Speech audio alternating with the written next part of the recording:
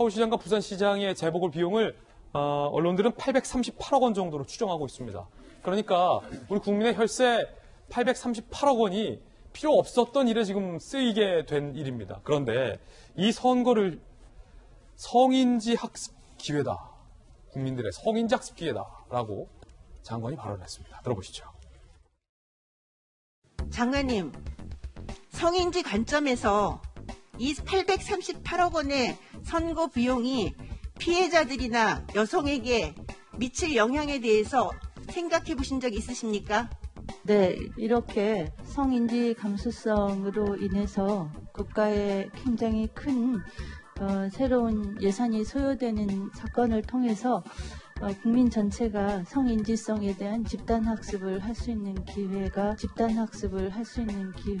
역으로 된다고도 생각을 하고 있습니다. 학습비라고 생각하시는 건가요? 838억 원이? 꼭 성인지 감수성을 위해서 전 국민 학습비라고 생각하시는 건가요? 꼭 그렇게 생각하진 않지만 어떠한 상황에서도 저희가 국가를 위해서 긍정적인 요소를 우리가 찾아내려고 노력을 해야 된다고 생각합니다.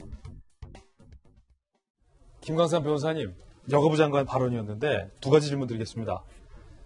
논란을 일으킨 분들은 다른 분들인데 왜 국민이 집단학습을 해야 하는지, 성인지에 대해서. 두 번째, 설사 국민들의 집단학습이 필요하다 손치더라도 왜 그 국민 혈세 838억 원이나 들어가면서 그 집단학습을 해야 한다라고 여가부 장관이 말씀하시는지, 이 두 질문에 대해서는 어떻게 생각하십니까? 집단학습에서 이제 피해자가 좀 양산이 되려면 전 국민에게 집단학습이 되는 거예요. 그러니까 사실 여가부 장관이 이전에도 계속적으로 굉장히 말이 많았어요. 왜냐하면 여성가족부라는 것은 특히 이제 성평등과 관련해서 가장 정책이랄지 여러 가지 시스템을 마련하는데 앞장서야 하는데 사실 어떤 권력자의 어떤 성범죄 행위에 대해서는 굉장히 어쩌면 침묵한다랄지 어쩌면 정부의 편을 드는 그런 경향이 있었거든요. 그래서 사실 여가부를 폐지하자는 주장도 상당히 많이 있었습니다. 네. 그런데 사실 이번에 어떤 선거 자체를 성인지 감수성 학습의 기회를 삼아야 한다. 내가 볼 때 여가부 장관이요.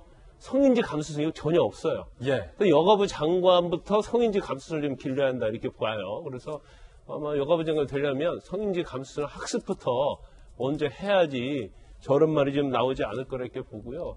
저는 내가 볼 때는 근본적으로 자질에 관한 문제라고 저는 봐요. 저는 분명하게 우리가 뭐 조심스럽게 이 얘기할 게 아니고 여가부 장관으로서 저는 볼 때는 자격이 전혀 없다고 봅니다. 저런 사람이 여가부 장관에 있다는 것 자체가 사실 대한민국의 어떤 정부로서는 굉장히 제가 볼 때는 반성해야 할 대목이라고 봐요. 예. 그래서 차후에 여가부 장관이 바뀌면 좀 성인지 감수성이 좀 있는 그런 장관으로 교체됐으면 좋겠다. 이런 바람입니다. 예. 자, 이건 김광선 변호사님의 개인적 견해라는 말씀 드리겠고요. 오거돈 시장의 피해 여성은 이에 대해서 분개를 했습니다. 내가 학습 교재냐.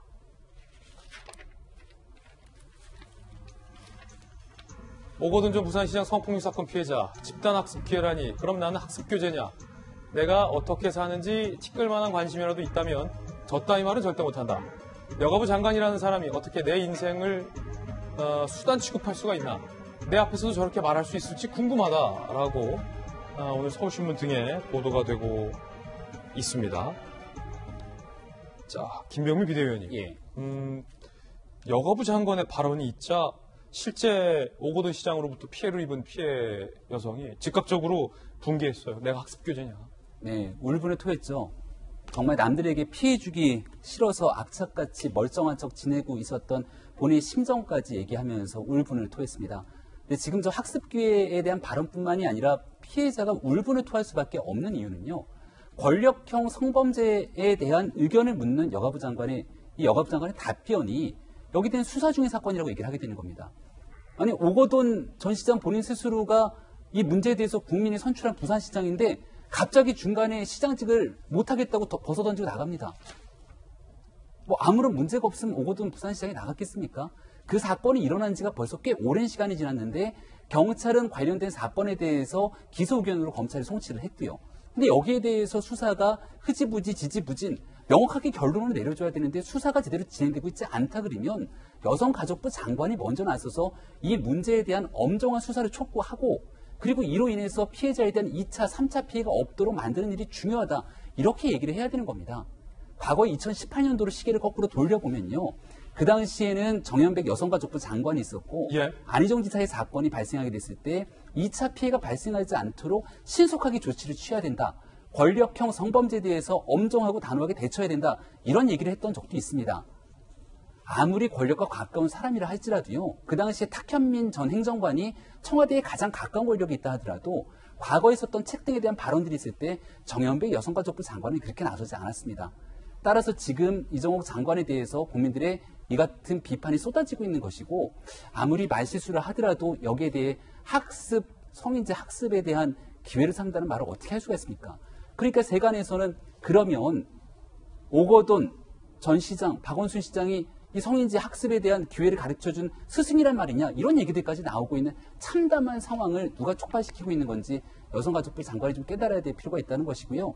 단순한 말실수를 떠나서 이 문제를 바라보게 되는 여권의 편향적인 편에 서서 여성가족부 장관의 지위를 행사하는 것 아니냐 이런 비판들이 있기 때문에 여성가족부 장관에 대한 이 문제에 인식을 하고 이 문제를 해결할 수 있는 의지가 없으면 그 자리 신속하게 내려오는 것이 국민들에게 도움을 줄 수 있는 최소한의 도리가 아닐까 싶습니다.